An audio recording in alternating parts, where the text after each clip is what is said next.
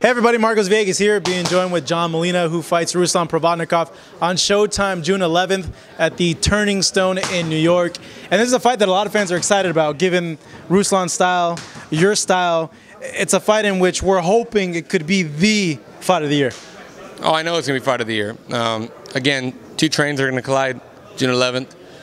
I've always known, because we kind of mirrored each other in our career, so to speak. We came up on ESPN, came up on the Showbox and Showtime, HBOs and whatnot. And I knew it was a matter of time that we were going to meet, and now it's the time, and it's going to be a great fight, and the fans are going to get a treat.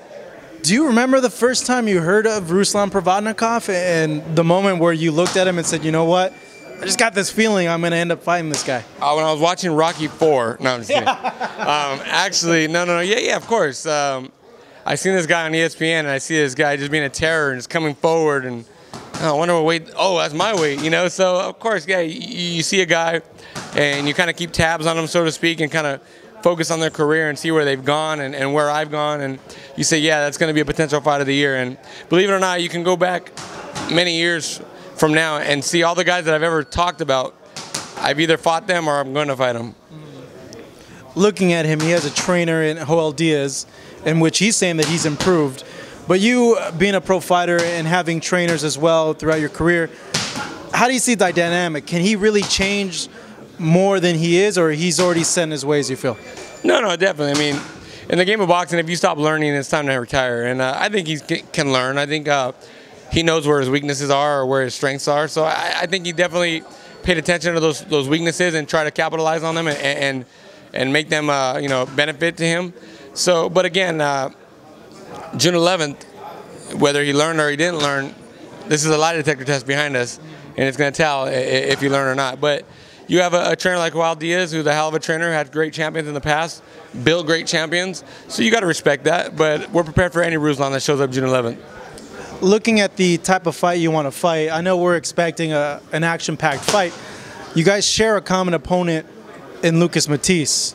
Matisse, in his fight with Provodnikov, didn't brawl, he boxed. Is it possible that we see that for you to just make sure to go ahead and get the win, seeing that a win is very important for both you guys at this point in your careers?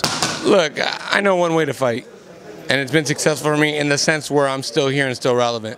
I expect him to come forward and meet me in the middle, and I think that's what's going to happen.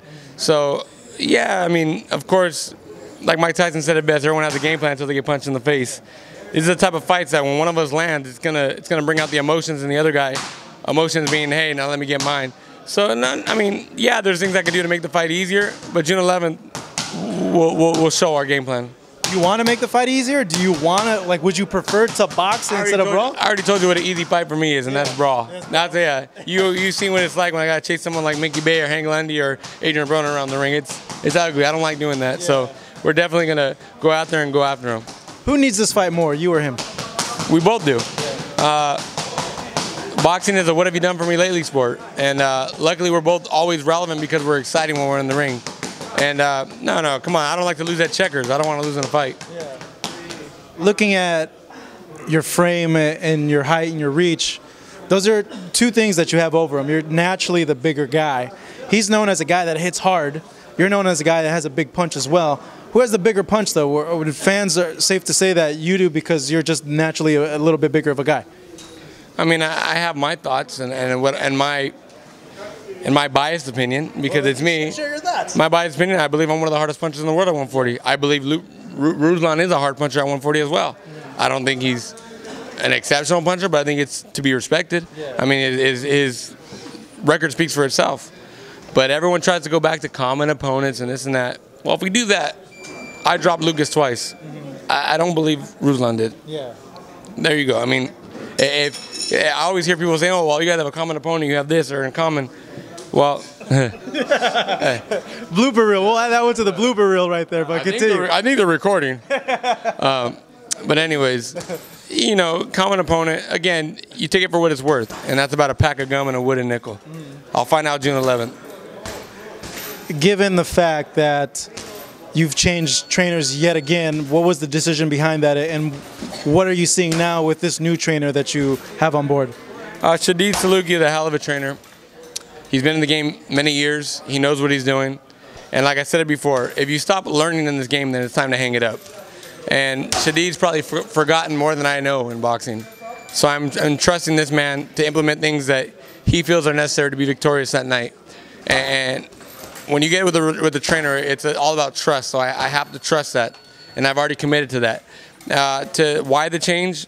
Because I got to keep things relevant and fresh. I'm at a stage in my career where being with Shadid has made me excited to learn again, and I think that's going to show June 11th. Do you feel you were getting complacent then? No, I wouldn't say complacent is a word. I just think it's good to change things up, change scenery a little bit. And Shadid was a man for the job, and we came together, and it was a good marriage. Looking at the division, 140 is a division that's stacked with talent, but there's two guys right now that are kind of standing at the top of the mountain. It's Victor Postol and Terrence Crawford. How do you feel you fit in the division? I'll tell you after June 11th. I think it's going to be, I believe in my heart of hearts, the victor of this fight is going to have a say-so on the next fight with maybe the winner of the outcome of that fight. I mean, it makes sense. I'm not the powers that be that puts that together, but it makes sense to me. But I think the great fighter, Terrence Crawford, is a hell of a fighter. Victor Postol proved his will against Lucas Matisse. So you can't take anything away from those guys. They are at the upper echelon. I'm definitely intrigued in that fight. I believe it's 2 weeks after my fight. And I'll be paying attention. It's a great fight, and it's exciting for boxing, and it's good for boxing. And for you fans that are seeing this interview right now, the Rams hat here, he's not a bandwagon fan. I spoke to his dad. This has been since you were a little kid. I was born into this, man. There's no bandwagon here. I've been there to when I would go to the game at the Big A.